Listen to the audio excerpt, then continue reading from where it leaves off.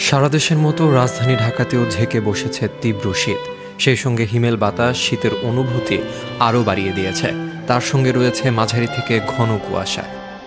বেলা বাড়লেও দেখা নেই সূর্যের।